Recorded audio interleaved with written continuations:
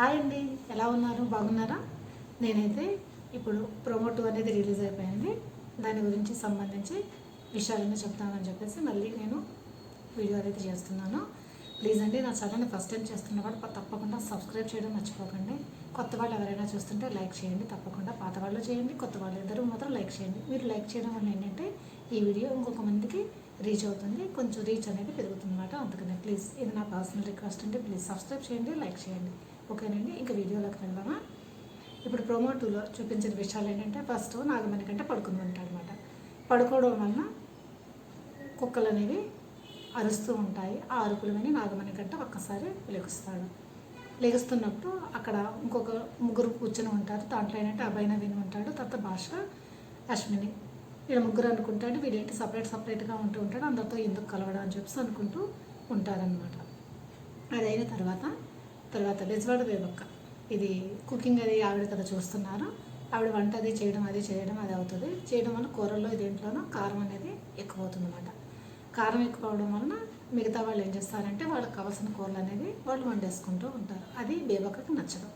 అందులో నామినేషన్లో కూడా ఇవి చాలా పాయింట్అవుట్ చేసి స్ట్రిక్ట్గా అది ఇదని అంటూ ఉంటారు కదా. అందుకని చెప్పేసి ఆవిడ ఏమంటుందంటే, ఈసారి ఎవరు ఏ కూర చేస్తే ఆ కూర తినాల్సిందే, ఎవరికి ఇష్టమైన కూర వాళ్ళు చేసుకుని వండుకుని తినడానికి వీలు లేదని చెప్పేసి పాస్ చేస్తుంది. ఇది మాత్రం భాషకి నచ్చదు.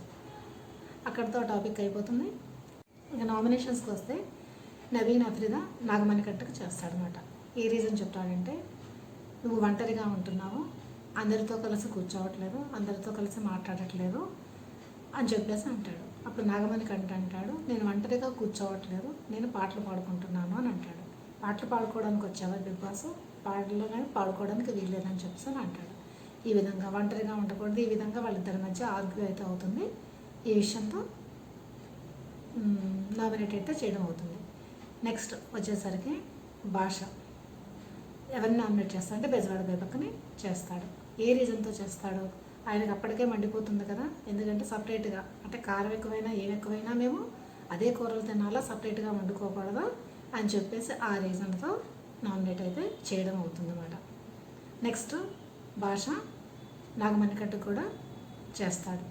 వాళ్ళిద్దరి మధ్య ముందు నుంచి అసలు పడటం లేదు కదా, దాని నువ్వు ఒంటరిగా ఉంటున్నావు అదే రీజన్తో మళ్ళీ సపరేట్ ఆర్గ్యుమెంట్స్ అవి చేసి తను కూడా చేస్తూ ఉంటాడు. తర్వాత బెజవాడ బేబక్క పృథ్వీరాజ్కి చేస్తుంది. ఏం చేస్తుంది?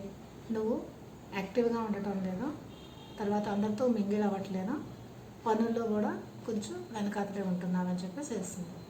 చేయడంతో సీత మధ్యలో లేచి అంటుంది, లేదక్క చేశాడు పని, ఇందాక గిన్నెలు తోమాడు కదా అని ఉంటుంది.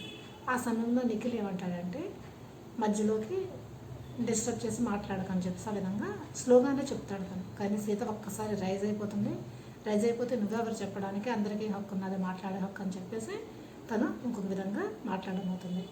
కానీ నిఖిల్ నెమ్మదిగా చెప్తున్నప్పుడు సీత ఎందుకంత హైపర్ మాట్లాడుతుంది అంటే, సహజంగా ముందు నుంచే సీతకు ఉంది కదా, ఏంటంటే నిఖిల్ ఎవరైనా మాట్లాడుతుంటే వాళ్ళు కొంచెం కట్ చేసేస్తున్నాడు, తనే మాటలు చెప్తున్నాడు. ఇది 2-3 సార్లు అనడం కూడా జరిగింది. దీంతో ఏంటంటే ఇప్పుడు నేను మాట్లాడుతున్నా నన్ను కూడా కట్ చేస్తున్నాడు, ఇప్పుడు మాట్లాడనివ్వట్లేదు అన్న కోపంతో తను రైజ్ అయిందేమో. యాక్చువల్లీ ప్రోమోలో చూపించిన విషయం వరకే నేను చెప్తున్నానండి, నాకు అర్థమైన విధంగా చెప్తున్నాను. అసలు యాక్చువల్లీ ఇంకా ఏమైనా ఆర్గ్యూస్ అయ్యాయా, అందుకే నిఖిల్ హైపర్ అయ్యాడా, లేకపోతే సీత అందుకనే హైపర్ అయ్యిందా అన్న విషయం మనకి ఇప్పుడు ఈరోజు రిలీజ్ అవుతుంది కదా, ఆ ఎపిసోడ్లోనే మనకి తెలుస్తుంది అన్నమాట. ఈ విధంగా నామినేషన్స్ అయితే చాలా హైపర్గా అవుతున్నాయి. ఒకళ్ళొకళ్ళు బాగా ఇప్పుడు ఇంతలా చూడని సీజన్స్ చూసినా ఎప్పుడు ఇంతలాగా చూడలేదు. డే 1 నుంచి ఇంతలాగా ఆర్గ్యూ చేసుకోవడము అది అని చెప్పేసి ఇది మాట. ఇప్పుడు నేను చేసిన వీడియో మీకు నచ్చితే తప్పకుండా సబ్స్క్రైబ్ చేయడం మర్చిపోకండి. తర్వాత ఒక లైక్ కూడా వేసుకోండి. మీరు లైక్ చేస్తే ఏంటంటే ఇది కొంతమందికి రీచ్ అవుతుంది, అందుకని చెప్పేసి. ఓకేనండి, బాయ్.